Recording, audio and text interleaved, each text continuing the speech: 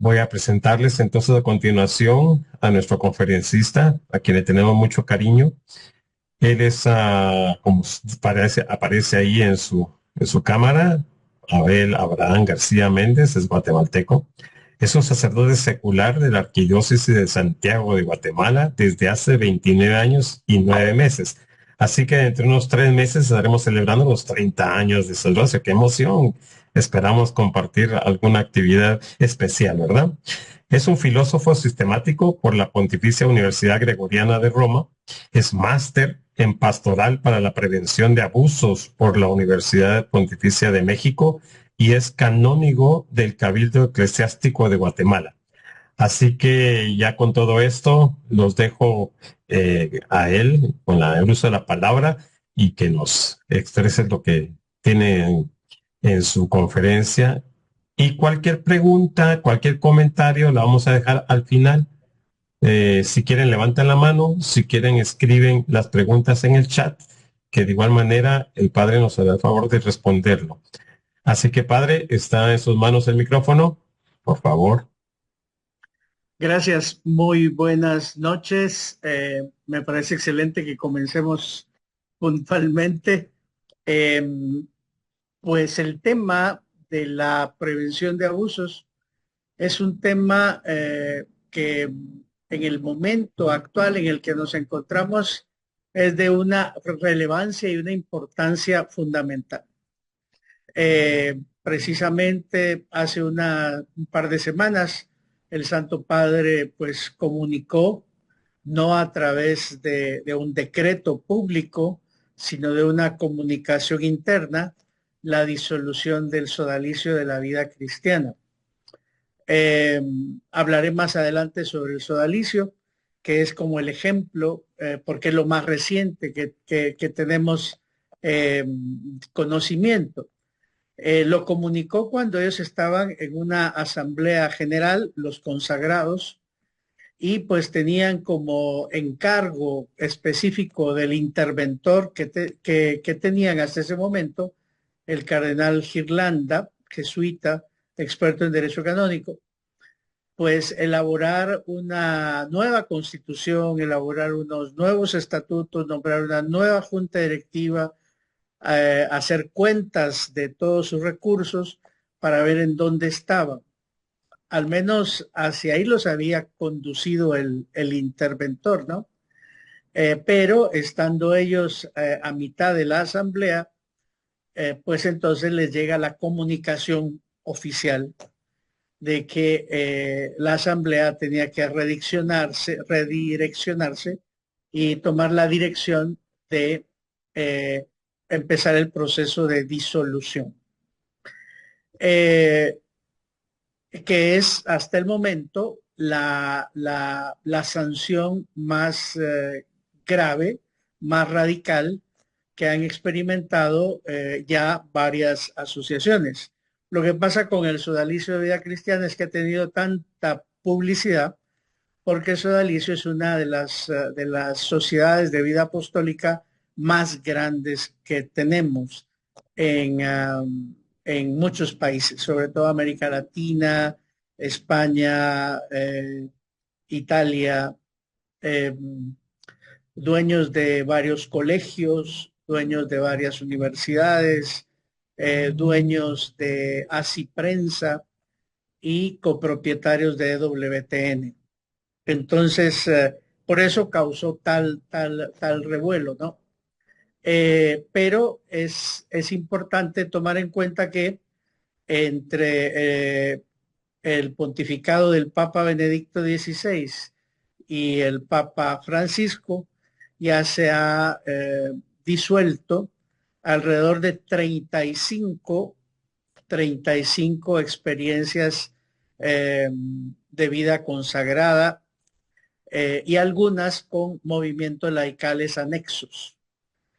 No con la relevancia del sodalicio de vida cristiana, ni de los legionarios de Cristo, pero sí, pues ya fueron eliminados, digamos así, o suspendidas sus actividades y pues invalidados muchos de sus procesos que existían. Ahora, ¿cuál es el problema? ¿Por qué tenemos tanto problema actualmente? Hoy, por ejemplo, para ampliar un poco el conocimiento de la gravedad del tema, tendríamos que mencionar que hoy en eh, en Max, que es una empresa de películas, se presentó los dos primeros capítulos de una miniserie que se llama El Minuto Heroico y que habla de las exnumerarias eh, auxiliares o domésticas que son las que han denunciado el Opus Dei en España, en Argentina y ahora recientemente en México. Muy impactante los dos capítulos. Yo les sugiero que los puedan ver. Está en Max, se llama El Minuto Heroico.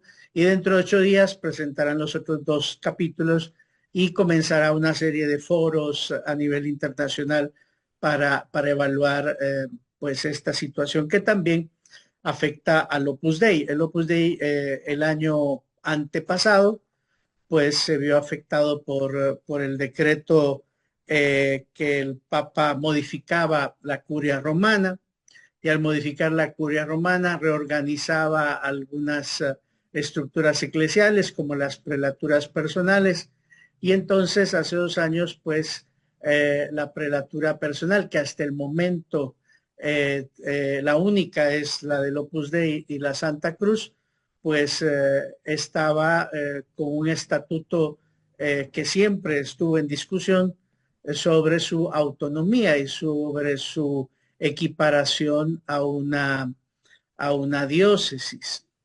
Nosotros conocemos prelaturas territoriales.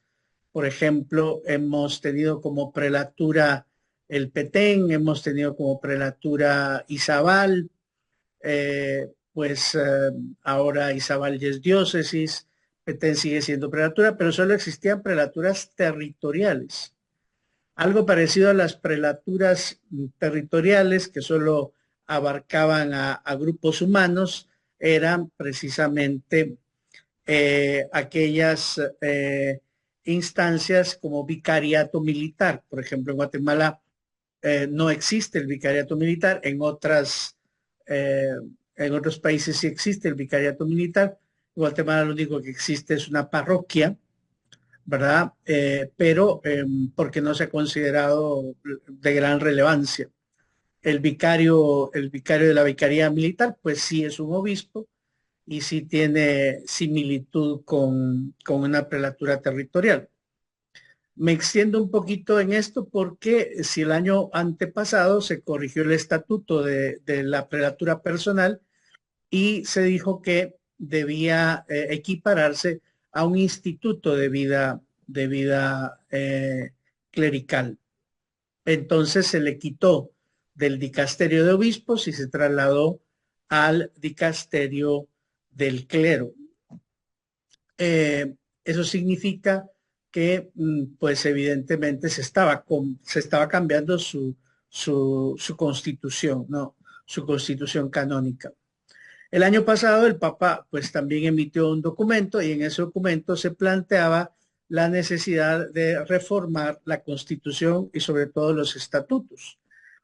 Y pues tenían que presentarlo a finales del año pasado, no lo presentaron y entonces ahorita estamos en eso, ¿no? Hay una reforma de sus estatutos, se considera que ya las constituciones ya están definidas por el Papa, por el acuerdo de hace 2 años y que ellos lo único que tenían que hacer era perfilar y sugerir cuál iba a ser la situación de los laicos a los que pertenecen. Esta reforma también se dio por el hecho de que hubo tensiones y hubo dificultades y hubo señalamientos de abusos. Bien, entonces, y pues hay que reconocer que no solamente ha sido intervenido los legionarios de Cristo, se ensayó una primera fórmula, esa primera fórmula que afectaba a los legionarios de Cristo y al Reino Christi, que es la rama de consagrados y laicos, pues evidentemente no resultó como se esperaba. También se ha intervenido el sodalicio, ahora se ha suprimido completamente. Se hizo también una intervención y acompañamiento de los heraldos del Evangelio, pero ahí la situación es un poco más compleja porque hay situaciones de exorcismo, de posesiones, en fin, la situación es un poco más compleja y la cuestión administrativa también, ¿no? Y el Opus Dei. Entonces podemos decir que de las 35 instancias eclesiales que ya han sido suprimidas porque se ha considerado que existe el abuso en distintas formas, el abuso de poder, llamémoslo así, como el gran referente, eh, mm, pues entonces están estas cuatro en este momento que están en proceso de renovación o de transformación. El abuso, pues siempre ha existido en la iglesia, tiene un origen como abuso de poder y pues estaba ya tipificado en el Código de Derecho Canónico de 1917 de cara a un superior y un súbdito, nada más, nada más. Es decir, las instancias de defensa de un súbdito de cara a un superior, un obispo, un sacerdote, un superior religioso, con un religioso, digamos, que no tuviese cargo de responsabilidad. Con el Código de Derecho Canónico de 1983 del Papa Juan Pablo II, pues entonces ya habían otro tipo de recursos. Por ejemplo, el párroco cuando es removido injustamente por el obispo, pues tiene una serie de recursos. Un obispo que se plantee alguna arbitrariedad, pues hay instancias para evitar lo que se denominó, digamos, el abuso de autoridad. Es decir, hasta el Código de Derecho Canónico del 83, el abuso de poder, que sería la gran referencia, solo estaba tipificado y reconocido como abuso de autoridad. Abuso de autoridad. El gran problema es que han existido otras formas de abuso. Y estas formas de abuso son de distinto tipo. Puede ser un abuso, en la iglesia se han tipificado tres sobre todo, dentro del abuso de poder. El abuso de autoridad, el abuso de conciencia y el abuso sexual. Dentro del abuso de conciencia también se ha hablado del abuso espiritual. Entonces, los primeros tres que reconoció la iglesia ya por los años 80, cuando estalló todo el problema de la diócesis de Boston, a través de un periódico de Boston, entonces, pues tenemos ahí que se empezó a estudiar el tema allá por los años, a finales de los años 80, 90, ¿verdad? Que es cuando se plantea esto.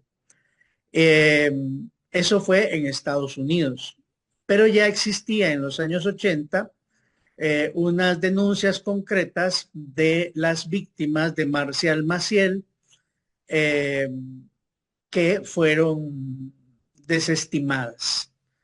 Eh, y pues tenemos varios documentos en donde se refiere la historia de las víctimas y pues más o menos a esa altura, en ese momento estaba pues en la congregación en ese momento Congregación para la Doctrina de la Fe, el cardenal Joseph Ratzinger, y entonces Joseph Ratzinger avala algunos estudios. Los estudios internos daban siempre como resultado que sí habían abusos, pero eran de poca importancia. Y entonces había que desestimar.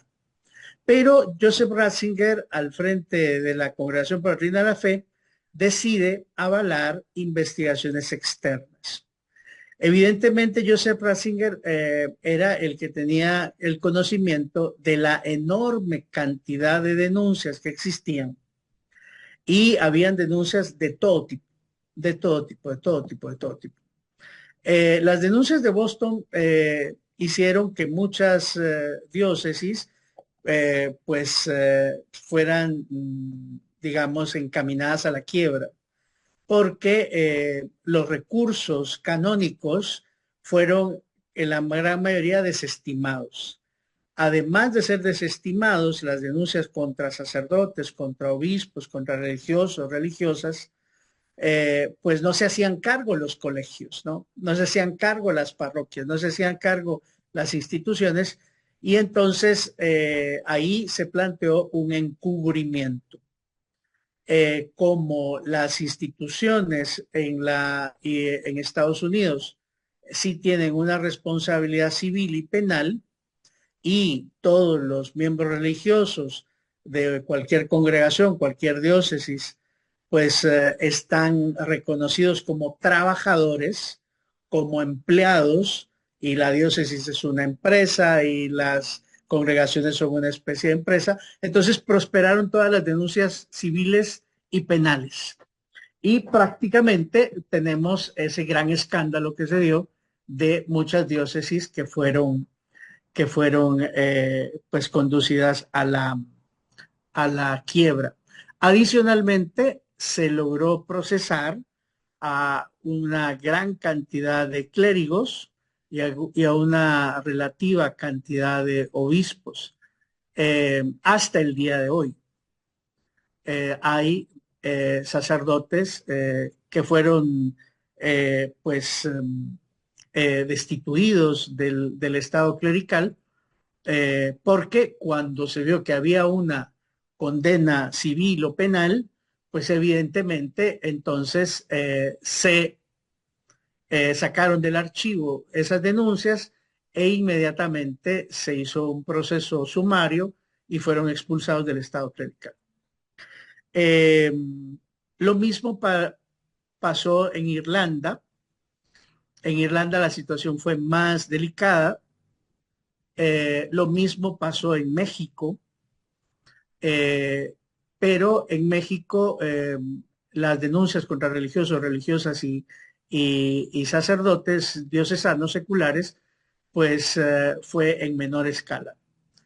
Tanto es así de que en algunos estados de Estados Unidos y en algunos estados de México, pues existen alas de cárcel en donde hay condenados a largo periodo de tiempo, en donde están los religiosos o los consagrados. O sea, es algo grande. Estamos hablando de algo grande. E incluso en Irlanda. En Irlanda, pues eso también pasa. No estoy hablando de Irlanda del Norte, que pertenece a la Gran Bretaña, sino de Irlanda. Eh, pero estalló lo de Marcial Maciel.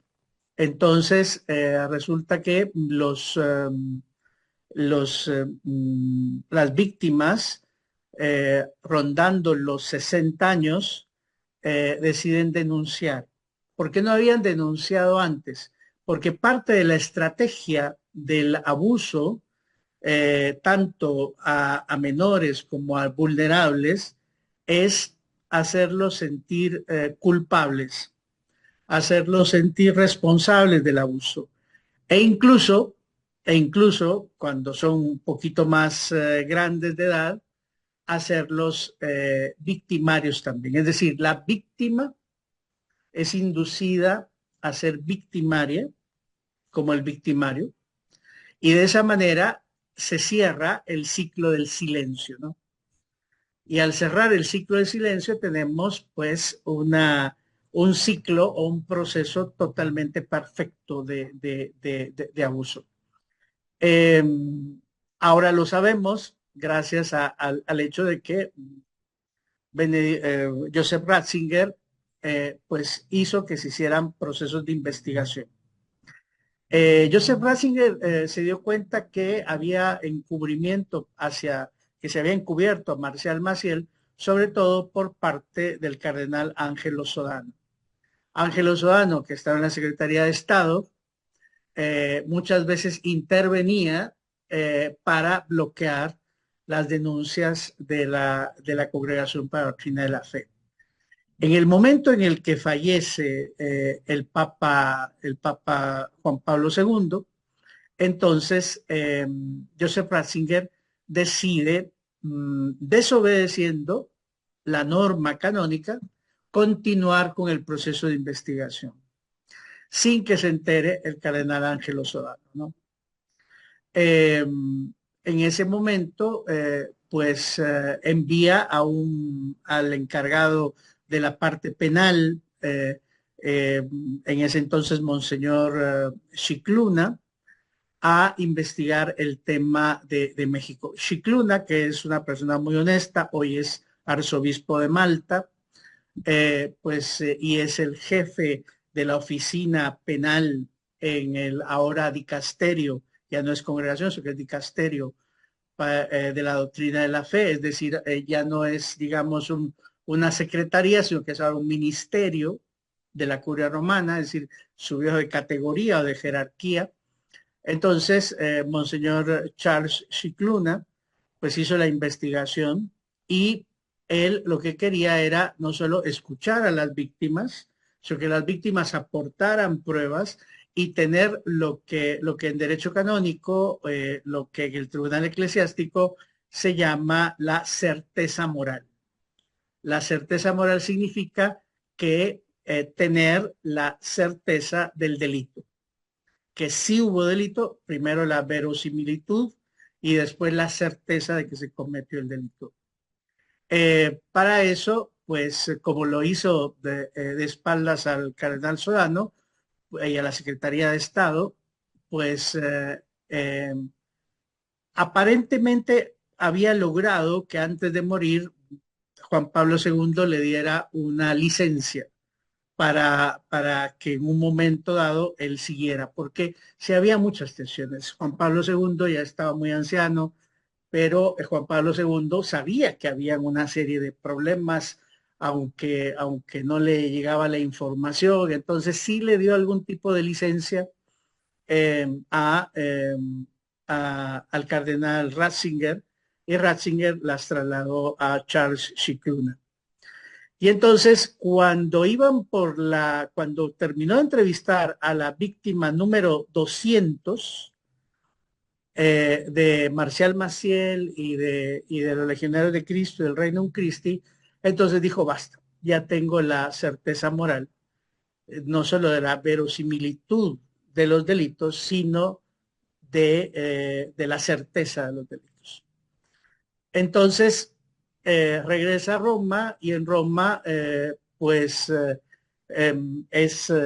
elegido Ratzinger como Benedicto XVI y entonces se topa con un problema Benedicto XVI. El Código de Derecho Canónico y la legislación vigente encubre los delitos. Entonces, no tiene la capacidad de procesar y de condenar. Entonces, Benedicto XVI comienza a hacer reformas del derecho canónico. Ahora bien, las investigaciones que se hicieron en Estados Unidos, las investigaciones que se hicieron en Alemania, las investigaciones que se hicieron en Australia, pues entonces posibilitaron una evaluación muy fuerte. Se hicieron desde fuera, porque las investigaciones desde dentro siempre resultaban con que somos bonitos, estamos muy bien, somos muy buenos, no hacemos nada malo. Entonces ahí tenemos un problema. Benedicto XVI entendió la cantidad, Joseph Ratzinger entendió por la gran cantidad de denuncias y porque habían interferencias de la Secretaría de Estado para hacer estas investigaciones, que algo estaba mal. Entonces, él autorizó investigaciones externas. Y después, ya como Benedicto XVI asume las investigaciones externas y manda a, entonces todavía congregación de la doctrina de la fe, a que plantee las reformas canónicas necesarias para poder juzgar y proceder a las denuncias. Hemos ido aprendiendo en el camino, es decir, tristemente el Código de Derecho Canónico del 83 ahorita ha tenido ya 4 o 5 reformas muy fuertes. La última reforma fue del libro sexto, que es el de precisamente el de penas, y pues el Papa Francisco ha continuado con la labor de Benedicto XVI y se ha animado a dar los pasos que Benedicto XVI no se animó de dar. Por ejemplo, en el tema de que ahora se puede denunciar y se puede procesar a un cardenal, a un obispo, a un superior general. Se hizo un vademecum, ¿verdad? Un vademecum número 1, ¿verdad? La primera versión. Después se mejoró ese vademecum y tenemos un vademecum número 2, que es el que tenemos vigente. Se estableció un documento que es que tiene una categoría legal que se llama Vos Estis Lux Mundi. Ustedes son la luz del mundo, eh, en una primera versión y después se modificó porque es un documento canónico. Y entonces, por ejemplo, una de las últimas modificaciones que se hizo al derecho canónico es que cuando se trata de delitos contra menores, antes eran menores y equiparables, ahora se amplió, es menores y vulnerables. ¿Eso qué significa? Significa que ya no solo son personas menores de edad o personas con disminución de capacidades cognitivas o deliberativas, sino que son también adultos y adultos que están sujetos a la autoridad de algún obispo, cardenal o superior. Entonces, se amplía a menores y a vulnerables, se elimina el secreto pontificio. ¿Eso qué significa? Significa que ya no, cuando recibimos una denuncia, ya no tenemos por qué guardar silencio sobre la denuncia. Sí debemos guardar el silencio sobre la persona imputada y sobre la persona víctima o el supuesto victimario, pero sí tenemos que ser capaces de comunicar. Además, a partir de Vos Exilus Mundi, todos los sacerdotes, todos los obispos, todos los religiosos religiosas y todos los bautizados, tenemos la obligación moral de, si conocemos un abuso, cualquier tipo de abuso que sea, de denunciar. Mucho ojo, ¿ah? Si nosotros conocemos de algún abuso, tenemos la obligación de denunciar. ¿Qué pasa si no lo denunciamos?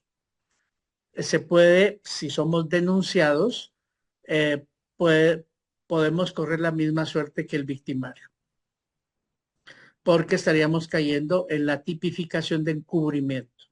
Entonces, el Papa Francisco autoriza que también sea perseguido el delito, que sea considerado delito el encubrimiento.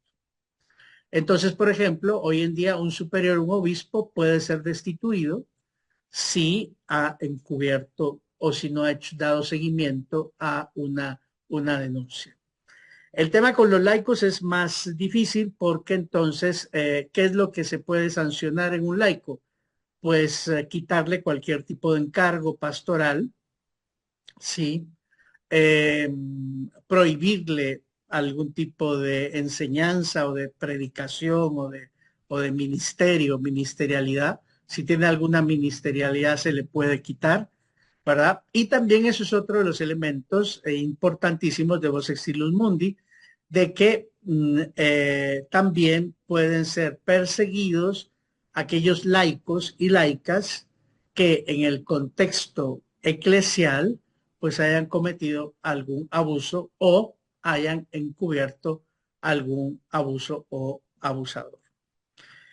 Si se dan cuenta, el tema es bien álgido. ¿Por qué? Y el último es que en la Iglesia Católica los delitos de abuso de poder bajo cualquier forma pero especialmente los abusos sexuales contra menores y vulnerables, y en este momento aún estamos pendientes de un estudio que se está haciendo sobre la tipificación del abuso espiritual, pues entonces no prescriben.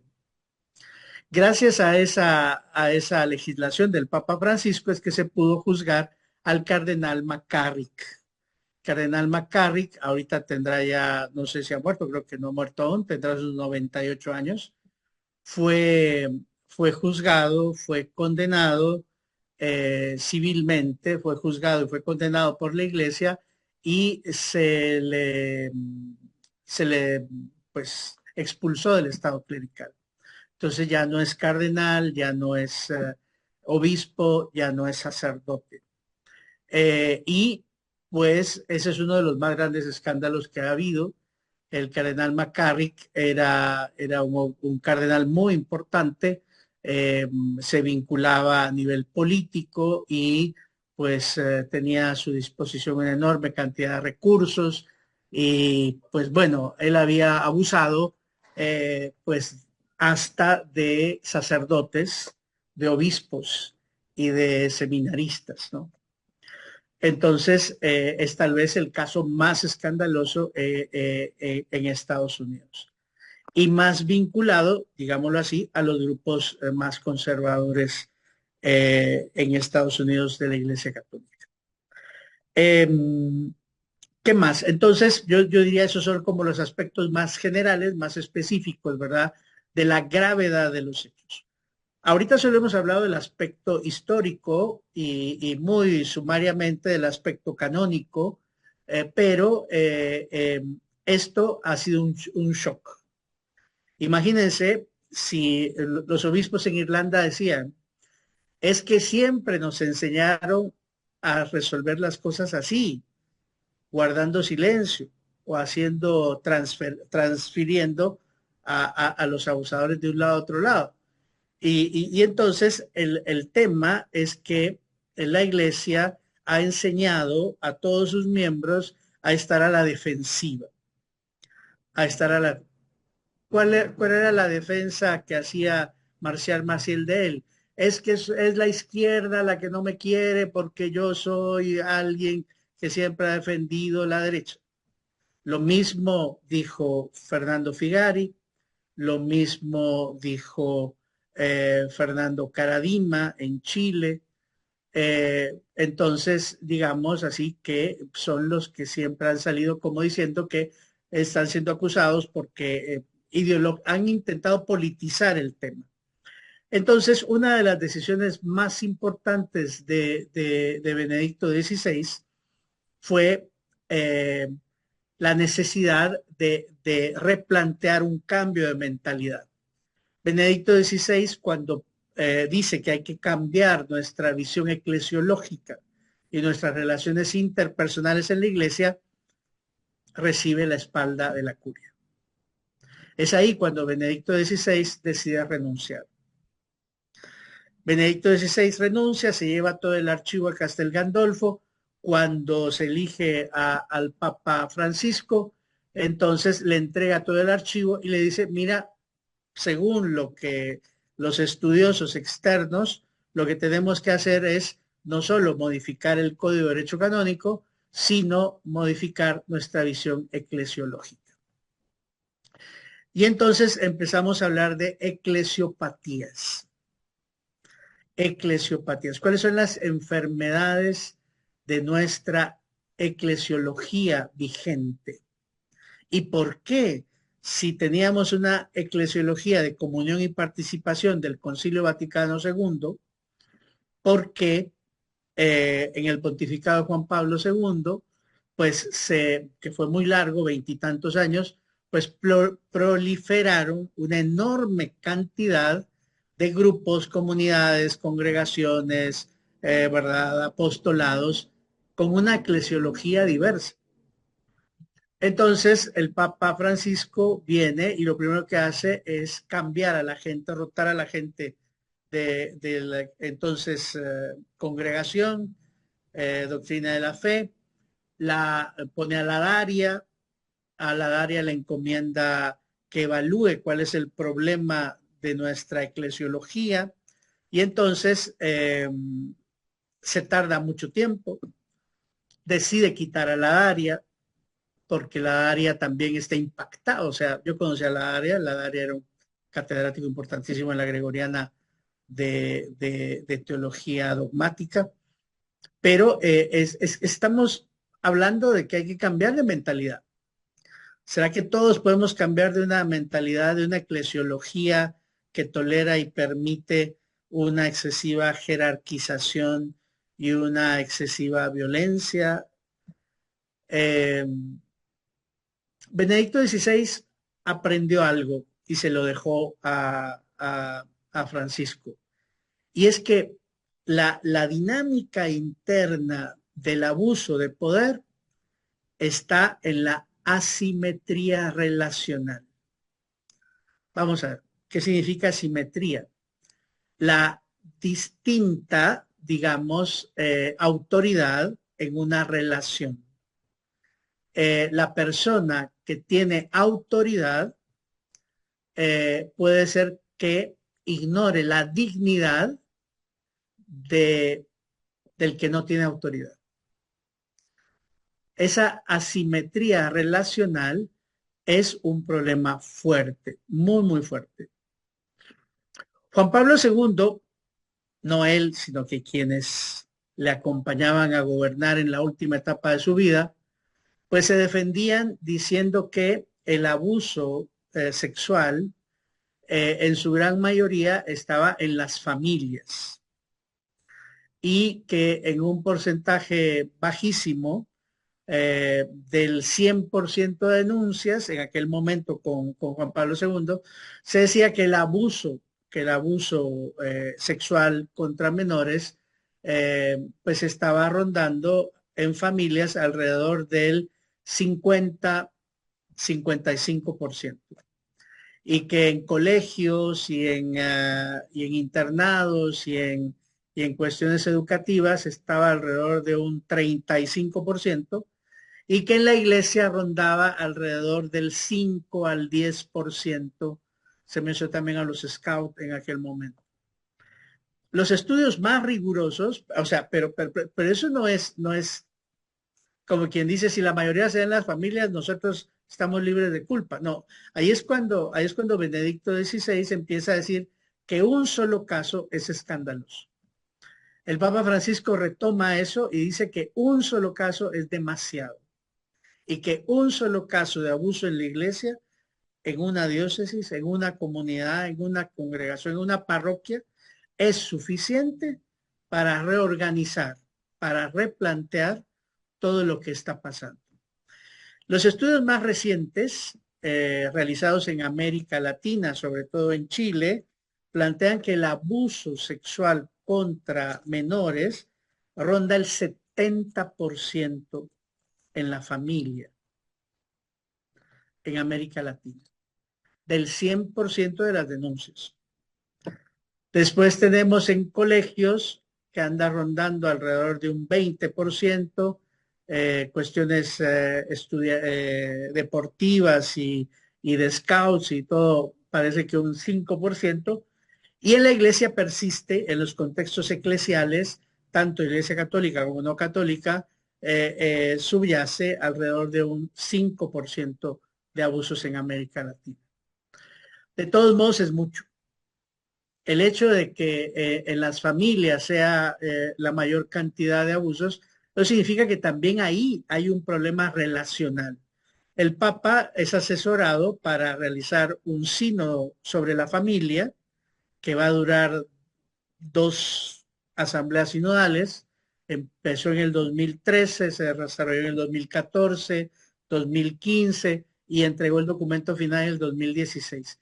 Y ya ahí, Amor y Leticia planteaba una nueva forma de relación entre padres e hijos, basada sobre todo en el respeto, no en la sacralización de la figura paterna y materna, que es el problema de la mayor eclesiopatía. A la eclesiopatía en ese contexto ya se le dio otro nombre, se le dio el nombre de clericalismo.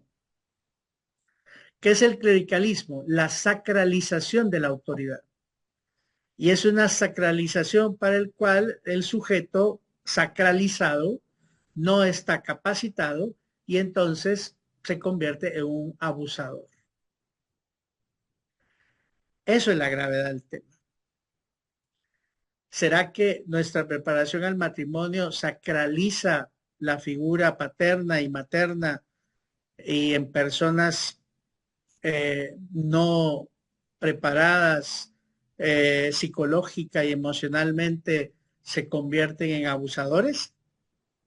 ¿Será que no tenemos el suficiente discernimiento vocacional en la vida consagrada y en la vida clerical eh, eh, para, para poder evitar ese tipo de situaciones? Entonces, llegamos a ese momento. O sea, por un lado, ya se tiene la legislación, por otro lado, canónica, y uno de los documentos más importantes va a ser Vos Exilus Mundi 2, porque Vos Exilus Mundi 2 va a recoger la legislación internacional.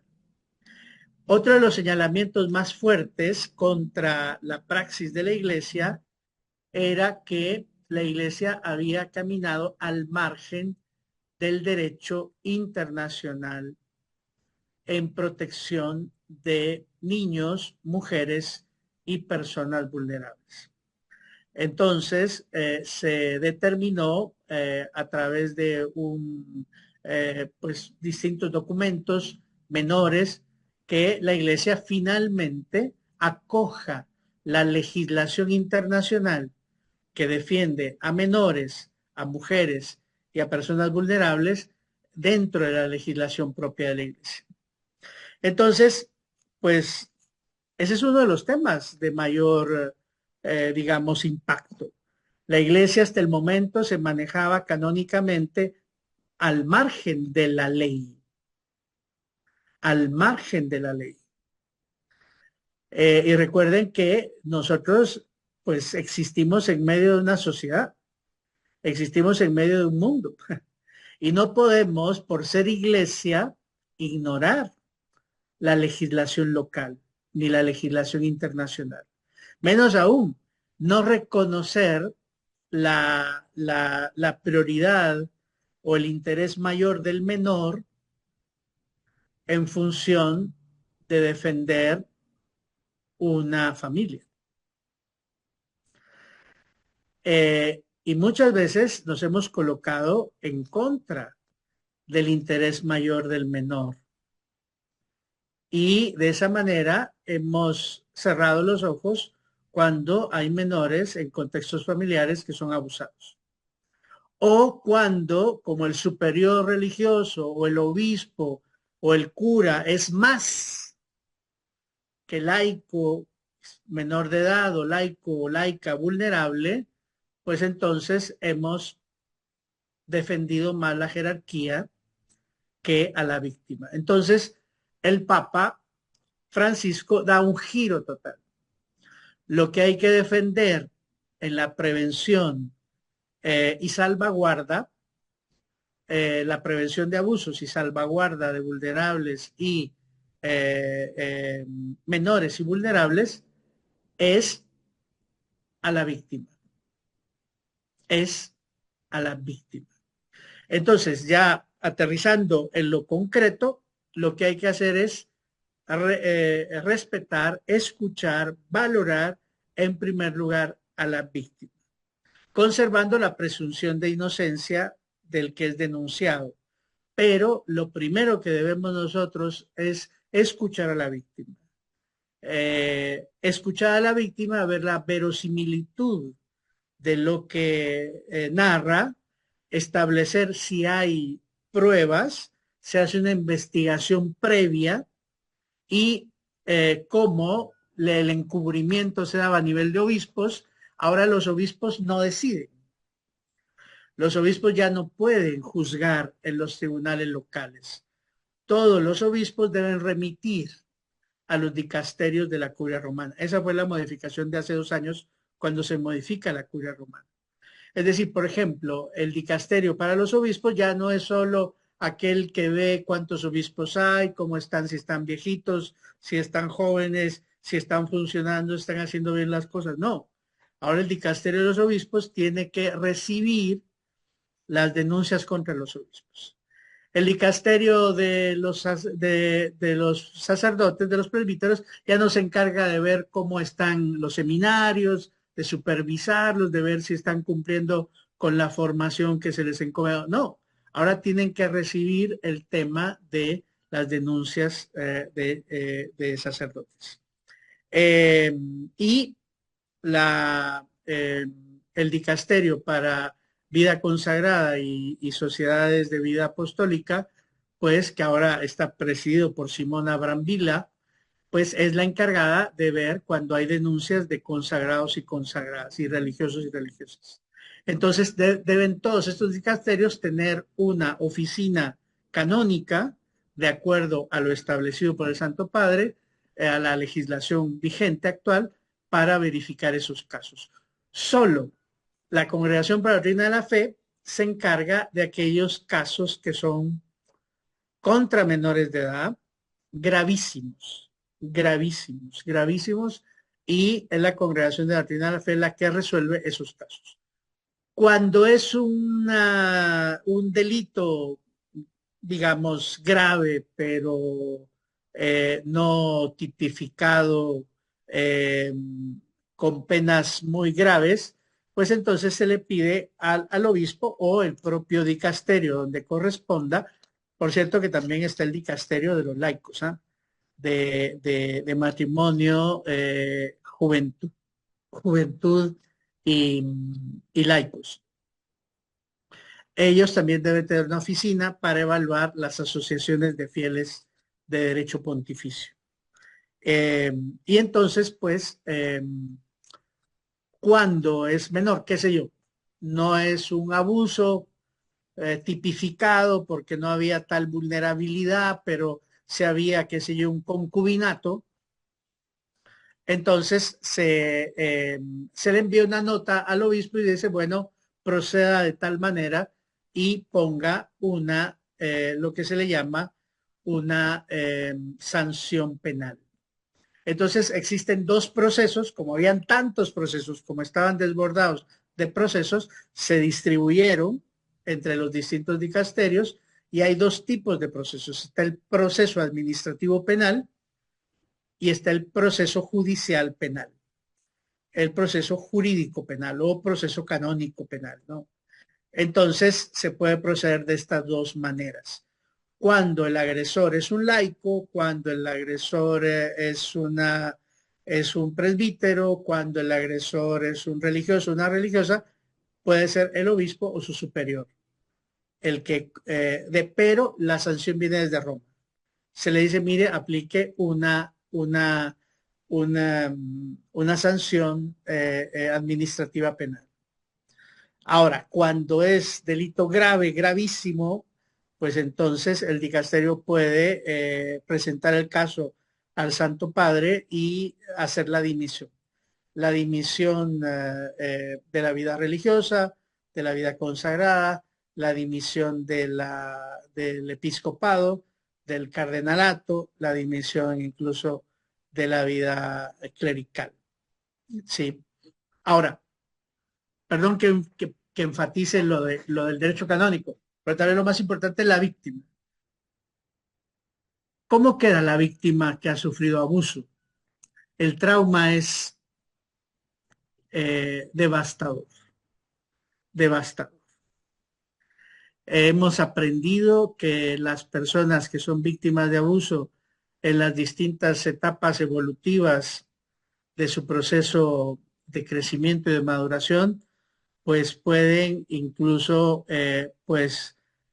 tener trastornos de personalidad y trastornos de conducta de difícil pronóstico. Tal vez los casos más graves son aquellos en donde hay disociación. Es decir, un niño para soportar el abuso que sufre o una persona vulnerable para soportar el abuso que sufre, primero hace una disociación corporal. Es decir, no soy yo, es mi cuerpo. Y ya eso genera un problema de salud mental. Pero también puede ser que haya una disociación de la memoria. Algunos se preguntan, ¿por qué tardan tanto tiempo una víctima en denunciar? ¿Por qué tarda 20 años, 30 años en denunciar? Porque lo había disociado en su memoria. Y entonces, cuando lo recuerda, es un tema muy fuerte, ¿no? Y tenemos nosotros que viabilizar terapias, ¿verdad? Cuando no se le da el soporte psicológico, espiritual apropiado, pues entonces tenemos el problema de de los suicidios, ¿no? De los suicidios. Eh, Trasladado esto al ámbito del abuso intrafamiliar, tendríamos que decir que muy probablemente es lo que dicen los especialistas, no me crean a mí, puedo remitirles una serie de información. Muy probablemente ahí es donde tengamos todos los orígenes de una serie de problemas, de adicciones, de problemas, como les decía antes, de, de temas de trastornos de personalidad y de conducta mucho más graves. Bueno, el tema del sodalicio, pues ya más o menos lo dije al principio, ¿verdad? Eh, el tema del sodalicio es un tema muy fuerte eh, porque se ha suprimido la experiencia, se ha logrado demostrar que el fundador eh, pues ya había cometido abusos contra menores antes de fundar esta sociedad. Él era catedrático, era profesor en un colegio marista y pues fundó esta sociedad con otros profesores en 1971, pero estos profesores pues también tenían conductas un poco, digamos, no sanas. Y pues una de las cosas que impuso fue la obediencia. Y la obediencia, es decir, podemos decir que muchos de los victimarios han sido evaluados y tienen el perfil de lo que se llama un narcisista. Tienen conductas narcisistas, padecen de conducta o de personalidad narcisista. Y el narcisista no reconoce al otro, solo se reconoce a sí mismo y hace un enorme daño. Algunos pues tienen rasgos psicopáticos, otros rasgos sociopáticos, ¿verdad? Y entonces se va mezclando la situación. El gran tema de Sodalicio era la obediencia. Y en nombre de Dios y de querer ser santos, de querer procurar evangelizar, entonces se les obligó a una obediencia ciega. La obediencia tenía que soportar abusos corporales, abusos de conciencia, es decir, confundir el bien con el mal, abusos espirituales, que significaba pues también mentir, que también no solo lo de conciencia, sino que inducir a otros al mal, en fin. Y el tema es que un una persona con este tipo de trastorno, pues puede llamar a otros. Entonces tenemos el hecho de que prácticamente la generación fundacional del sodalicio, pues prácticamente todos cometieron abusos. Tenemos a dos sacerdotes que ya fueron dimitidos, dos obispos que también fueron ya dimitidos del sodalicio. Tenemos a tres superioras que ya fueron dimitidas también. que en cierta medida todos fueron víctimas y victimarios, pero pertenecían a la generación fundacional. Entonces llega a la conclusión de que nunca hubo carisma y de que las instituciones, son varias instituciones del sodalicio de vida cristiana, que es la rama masculina, las siervas del plan de Dios, que es la rama monacal, la fraternidad de la reconciliación, que es la rama de mujeres consagradas, y está el movimiento de vida cristiana, que también dentro de ese esquema del movimiento de vida cristiana y en todos los países donde estaba el sodalicio, pues ellos eran los que encabezaban y dirigían todos los grupos pro familia y antiaborto. Y se ha establecido que dentro de la pastoral familiar o la pastoral juvenil, que la pastoral parroquial que desarrollaban este movimiento laical, pues también había un problema en la relación interpersonal, ¿no? Y entonces, eso era, ¿verdad? Bueno, yo creo que ya me pasé, ¿verdad? Ya he hablado yo toda una hora, perdón. Ya no les Sí, pude pasar alguna presentación, pero la idea es que podamos en algún otro momento desarrollar más este tema, porque lo que me interesaría es hablar de la dinámica del abuso y hablar de los niveles de prevención que hay, ¿verdad? Bien, creo sí. que más de alguno hacía alguna observación también en el chat. Yo lo dejaría aquí para una introducción, ¿verdad? Muy amplia. Gracias, Padre Abel. De verdad, esto es interesante y es bueno conocerlo a fondo, no quedarnos con las noticias nada más así superfluas y comenzar a tomar partidos que no convienen, sino que al contrario, tomar las cosas en serio y saber la verdad para poder, primero, evitar que vuelvan a suceder. Y segundo, obviamente, como diríamos, para justicia de los que han sido dañados, ¿verdad? En este momento tenemos un tiempo para preguntas y comentarios. Si alguno tiene alguna pregunta, algún comentario, lo puede hacer a través del chat o lo puede hacer abriendo su micrófono sin pena, sin problemas. El Padre muy abierto, como ustedes vieron ya, lo oyeron, así que no hay problema. Es interesante lo que hablaba de los abusos, las diferentes grados de abusos, ¿verdad? El abuso de sexual, de autoridad y de conciencia.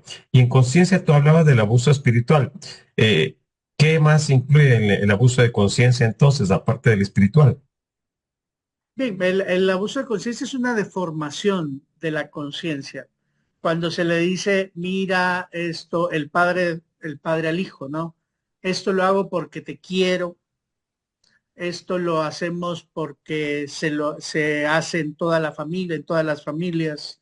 Entonces hay un planteamiento en donde la escasa formación moral de los niños pues choca con lo que recibe de parte del abusador. También lo mismo ocurre en el plano digamos, parroquial o en el plano de las congregaciones religiosas.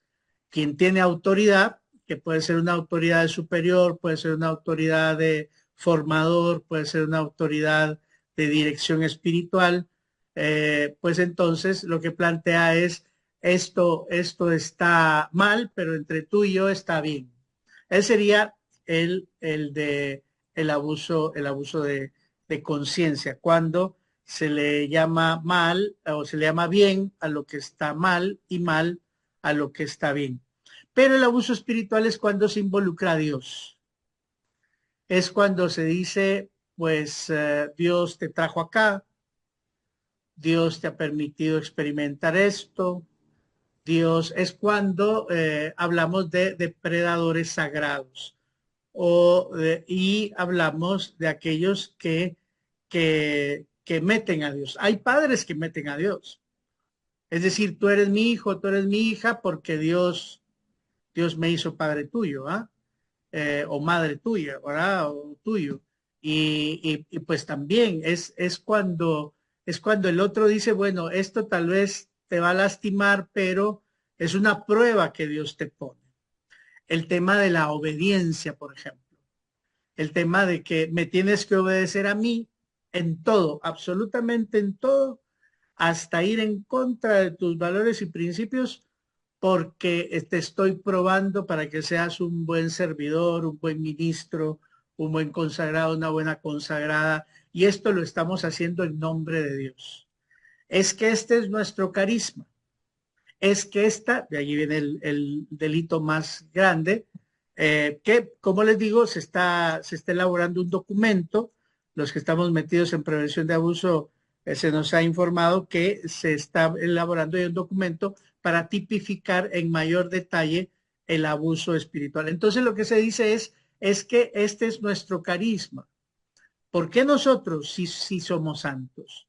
Porque nosotros obedecemos hasta ir antinatura, ¿no?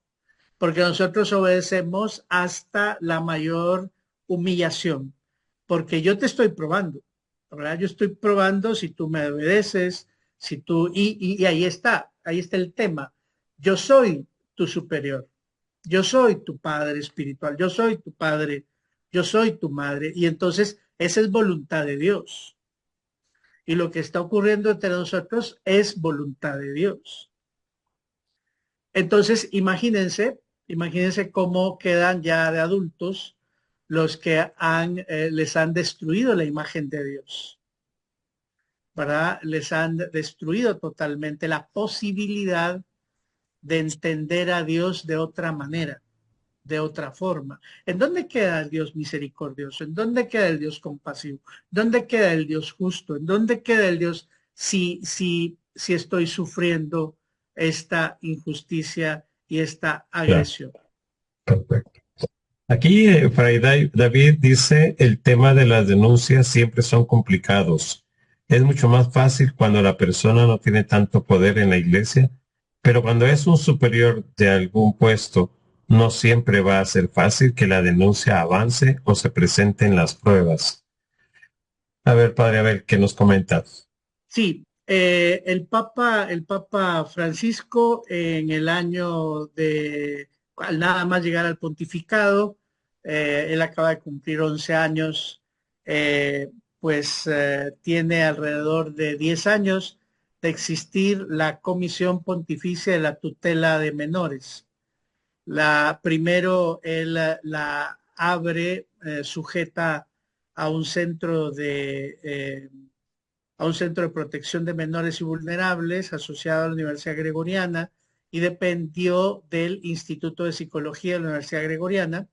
Y entonces era, por un lado, investigar el efecto traumático, pero por otro lado, proponer una tutela de menores y vulnerables para legislar desde ahí. Eh, También esta comisión pontificia ha tenido que crecer, ha tenido que independizarse, ha tenido que tener mayor poder, mayor autoridad.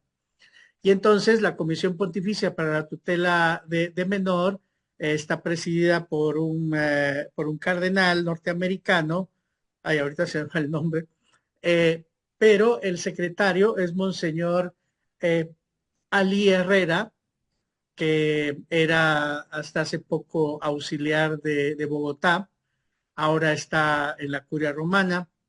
Y Monseñor Herrera, yo he tenido oportunidad de que él me dé cursos y entonces pues se creó ya una comisión, lo que se llama CEPROME, el Centro de Protección de Menores, se inauguró en México, en la Pontificia de México, y ahora existe CEPROME Latinoamérica. Entonces, todo ha ido, o sea, estamos en un proceso que prácticamente comienza con el pontificado de Benedicto XVI, poco, y después todo el pontificado de Francisco ha planteado.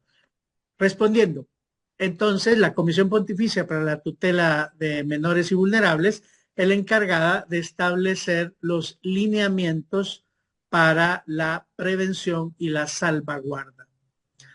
Al nada más tomar posesión en el 2000, perdón, antes de tomar posesión, ya Benedicto había establecido unas líneas de proceder con las denuncias. pero todo quedaba en el ámbito canónico y no había un acompañamiento real de las víctimas. Entonces, esas primeras líneas guías para la recepción de denuncias y procesos, del 2011 fracasaron. Se hicieron otras en el 2016, ya con la Comisión Pontificia formada por el Papa Francisco, y pues el problema es que ha habido mucha resistencia en diócesis y en congregaciones. Y el año pasado, el 2024, marzo del 2024, se presentaron ya una nueva versión de las líneas guías para la recepción de denuncias para los procesos. Y estas ya están más integrales porque los primeros documentos fueron canónicos, ¿no? Vos Stilus Mundi 1, Vos Stilus Mundi 2, Vademecum 1, Vademecum 2, reforma del capítulo del libro sexto del Código de Derecho Canónico, que tiene todos los capítulos penales. Entonces hacía falta la parte pastoral, la parte psicológica, la parte antropológica, y esos son los lineamientos. Y es eso lo que algunos obispos no entienden aún. Hay muchas, y algunos superiores tampoco. Algunos dicen solo el tema canónico, solo el tema canónico, solo el tema canónico.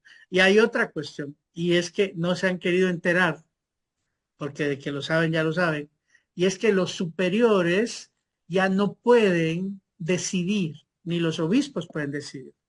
Los obispos simplemente deben facilitar que hayan instancias intermedias para que escuchen a la víctima, gestionen la verosimilitud, hagan la investigación necesaria y todo se envía a la curia romana, al dicasterio donde corresponda. Entonces, los lineamientos de la Comisión Pontificia para la Tutela del Menor y del Vulnerable son los que deben aplicarse. ¿Por qué hay tanta dificultad?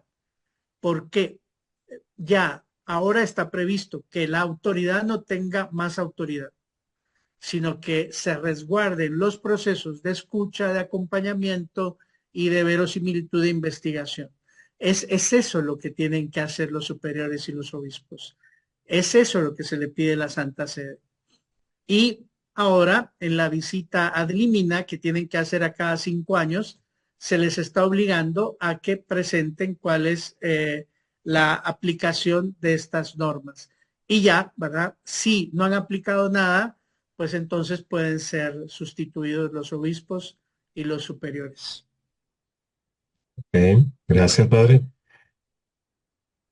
Ahora me salta una duda. En la parte preventiva, se está tocando algo con las órdenes religiosas, clericales y todo lo que hay, grupos y cosas. Sí, es parte de la Comisión Pontificia de la Tutela del Menor ha planteado la necesidad de una formación general. También, digámoslo así, parte de la sugerencia que dejó el Papa Benedicto al plantear de que el problema era un problema eclesiológico de fondo, fue precisamente, voy a hablar de dos niveles, el nivel macro de toda la iglesia, el tema de la sinodalidad.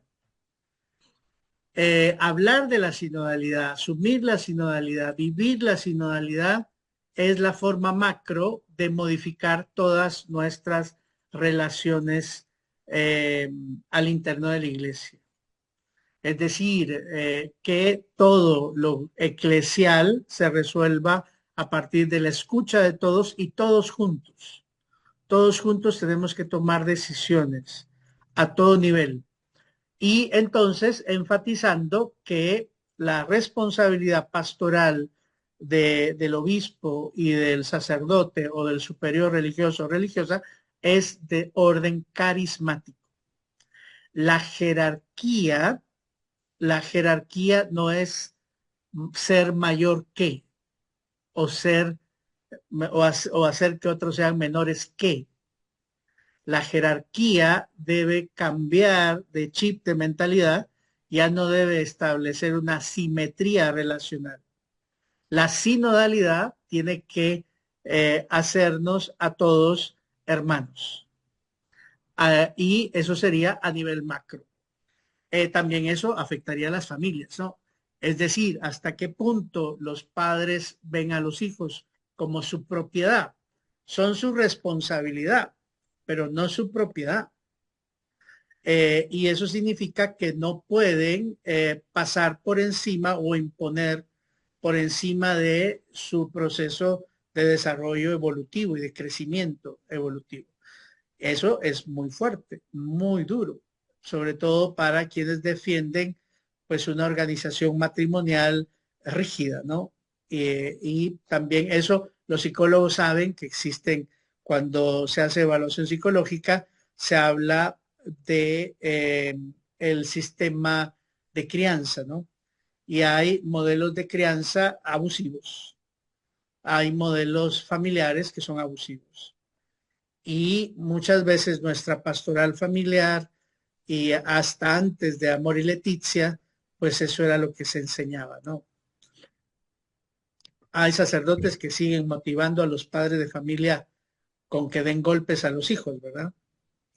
A mí me dieron ¿A quién no? pinchazos, paletazos, jalones de pelo y todo, pero hasta ahí, y merecidos me los tuve, pues, pero porque sí fui muy quieto y muy travieso, pero es que hay papás que terminan odiando a los hijos, ¿eh?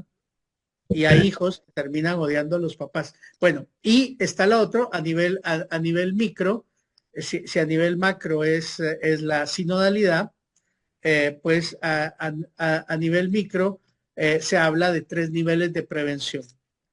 Se habla de qué es lo que quiero proponer para una próxima conferencia. Uno, hablar del dinamismo del abuso y dos, hablar de los distintos niveles de prevención.